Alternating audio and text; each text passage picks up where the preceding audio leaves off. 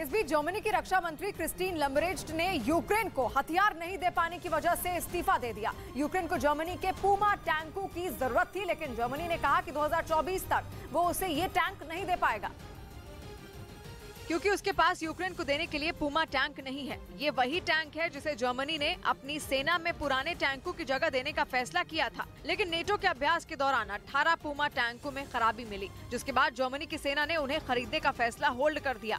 यही नहीं, क्रिस्टीन लम्बरेच्ट ने इसे जर्मनी के लिए जबरदस्त झटका माना। लेकिन असली मुसीबत तब आई जब यूक्रेन ने इन टैंकों की डिमांड कर डाली और जर्मनी के पास उसे देने के लिए वो टैंक थे ही नहीं।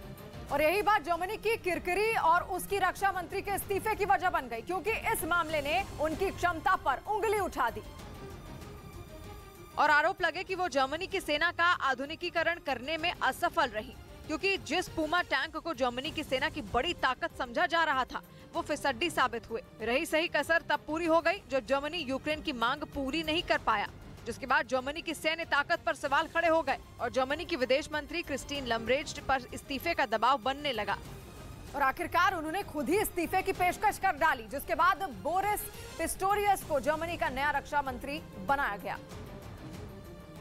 क्योंकि यूक्रेन जंग ने हर देश में रक्षा मंत्री की अहमियत बढ़ा दी है और जर्मनी में इस कुर्सी का ज्यादा देर तक खाली रहना ठीक नहीं था, क्योंकि कुर्सी खाली रखने का मतलब था जर्मनी पर नेटो का दबाव बढ़ना।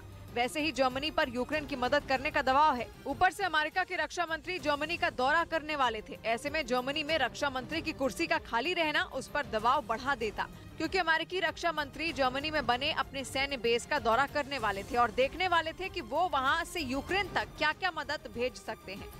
और इधर जोशीमठ के बाद उत्तराखंड के कर्णप्रयाग में भी कई मकानों में दरारें आने से लोग दहशत में आ गए। बताया जा रहा है कि वहां के एक इलाके में 69 परिवारों पर मकान गिरने का खतरा मंडरा रहा है। ऐसे में 8 परिवारों को दूसरी जगहों पर शिफ्ट किया जा चुका है, क्योंकि कर्णप्रयाग में भी कई मकानों में दरारें पड़ गई हैं। वहां से जो तस्वीरें सामने आई उनमें कई लोगों के मकानों की दीवारों से लेकर छतों पर काफी लंबी और चौड़ी दरारें देखने को मिली, जिससे लोगों में दहशत पैदा हो गई। उन्होंने इसके लिए वहां के ड्रेनेज सिस्टम और इलाके के नीचे की तरफ बनाई गई सब्जी मंडी को कसूरवार ठहराया। पानी को निकलने के लिए बड़ी दिक्कतें हैं। वहाँ रहने वाले लोगों को डर है कि कर्णप्रयाग में भी हालात जोशीमठ जैसा ना बन जाए, क्योंकि वो वहाँ से दूसरी जगहों पर जाना नहीं चाहते। उधर जम्मू कश्मीर की पूर्व मुख्यमंत्री महबूबा मुफ्ती ने जोशीमठ के बहाने वैष्णो देवी और अमरनाथ यात्रा का मुद्दा उठाया, जिस पर सियासी घमासान छिड़ गया।